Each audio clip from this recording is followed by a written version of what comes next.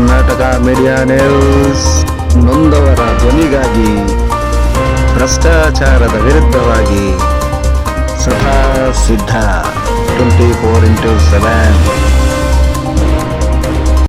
ಇತ್ತೀಚೆಗೆ ದಿಂಡಾವರದಲ್ಲಿ ಒಂದು ಕರುಣಾಜನಕ ಘಟನೆ ನಡೆದೇ ಬಿಟ್ಟಿದೆ ವೀಕ್ಷಕರೇ.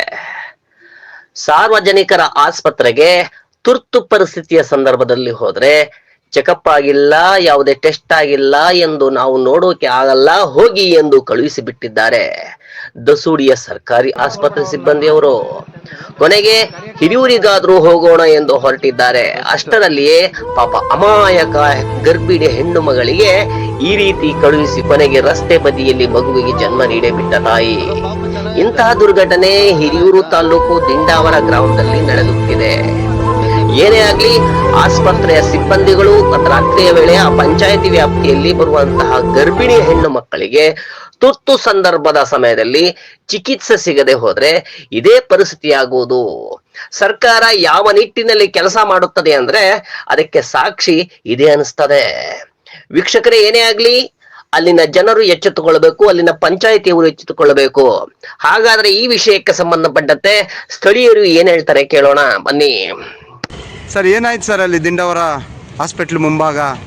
ಇಲ್ಲ, ದಿಂಡಾವರದ ಪಿಲಾಲಿ ಅಂತ ಒಂದು ಗ್ರಾಮ ಇದೆ ದಿಂಡಾವರ ಪಂಚಾಯತಿ ವ್ಯಾಪ್ತಿಯಲ್ಲಿ. ಆ ಪಿಲಾಲಿ ಗ್ರಾಮದ ಪಕ್ಕದಾಗ ಒಂದು ಲಂಬಾಣಿಹಟ್ಟಿ ತಾಂಡ ಅಂತಿದೆ. ಆ ಲಂಬಾಣಿಹಟ್ಟಿ ತಾಂಡದಲ್ಲಿ ಒಂದು ಹೆಣ್ಮಗು 3ನೇ ಮಗುಗೆ ಜನ್ಮ ನೀಡಿದೆ. 3ನೇ ಮಗುಗೆ ಜನ್ಮ ಹೇಗೆ ನೀಡಿದೆ ಅಂದರೆ, ಅವರು ದಸೂಡಿ ಹಾಸ್ಪಿಟ್ಲಿಗೆ ಹೋಗಿದ್ದಾರೆ. ಇವ್ರು ಯಾವುದೇ ರೀತಿ ತೋರಿಸಿಲ್ಲ ಹಾಸ್ಪಿಟ್ಲಿಗೆ, ಯಾವುದೇ ಏನು ಡಾಕ್ಯುಮೆಂಟ್ಸ್ ಇಲ್ಲ ಇವ್ರ ಹತ್ರ, ಟೆಸ್ಟ್ಗಳು ಮಾಡಿಸಿಲ್ಲ, ಯಾವೂ ಇಲ್ಲ ಅನ್ನೋ ಒಂದು ವಿಚಾರ ಇಟ್ಕೊಂಡು ತೋರಿಸಿಲ್ಲ. ಅದು ತೋರಿಸಿಲ್ಲ ಅನ್ನೋ ಒಂದು ಕಾರಣಕ್ಕೆ ಅವರು ರಿಜೆಕ್ಟ್ ಮಾಡಿ ನಾವು ಮಾಡಲ್ಲ ಡೆಲಿವರಿ ಅಂತ ವಾಪಸ್ ಕಳಿಸಿದ್ದಾರೆ. ಅಲ್ಲಿಂದ ದಿಂಡವ್ರಿಗೆ ಬರ್ತಕ್ಕಂಥ ದಾರಿಯಲ್ಲಿ 3ನೇ ಮಗು ಆಗಿರೋದ್ರಿಂದ ರಸ್ತೆ ಬದಿಯಲ್ಲೇ ಜನನ ಆಗಿದೆ ಆ ಮಗುವಿಗೆ. ಆದರೆ ಒಂದು ನನಗಂತೂ ಬಹಳ ದುಃಖ ಆಗ್ತಕ್ಕಂಥ ವಿಚಾರ ಅಂದರೆ, ಪ್ರಪಂಚದ 4ನೇ ಅರ್ಥವ್ಯವಸ್ಥೆ ಅಂತ ನಮ್ಮನ್ನು ನಾವು ಬೆಂತೊಟ್ಕೊಳ್ತೀವಿ. ಇಂಥ ಕಾಲದಾಗ ಎಂಥ ನಿಕೃಷ್ಟ ಸ್ಥಿತಿ. ಒಂದು ಹೆಣ್ಮಗು ಒಂದು ಮಗುವಿಗೆ ರಸ್ತೆ ಬದಿಯಲ್ಲಿ ಓಡಾಡ್ತಕ್ಕಂಥ ರಸ್ತೆ ಬದಿಯಲ್ಲಿ ಜನ್ಮ ನೀಡ್ತದೆ ಅಂದರೆ ನಾವು ನಮ್ಮನ್ನು ನಾವು ನಾಚಿಕೆಯಿಂದ ತಲೆ ತಗ್ಗಿಸ್ಕೋಬೇಕಲ್ವೇ? ನನಗಂತೂ ವೈಯಕ್ತಿಕವಾಗಿ ಭಾಳ ನೋವಾಗ್ತಿದೆ. ಯಾಕೆ ಅಂದರೆ, ರಾತ್ರಿ ಸಮಯದಾಗೆ ನರ್ಸ್ ಇಲ್ಲ ದಿಂಡಾವರದ ಹಾಸ್ಪಿಟ್ಲಲ್ಲಿ.